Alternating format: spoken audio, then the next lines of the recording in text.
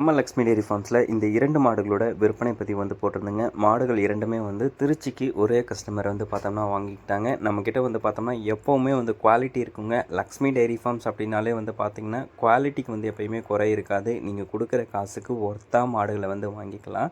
நல்ல நல்ல மாடுகளை பார்த்தோம்னா கொடுத்துக்கிட்டே இருக்கோங்க. நம்மக்கிட்ட பார்த்தோம்னா ஒரு வாரத்துக்கு ஒரு 10 மாடுகள் வரைக்கும் சேல்ஸ் ஆகிக்கிட்டே இருக்குது.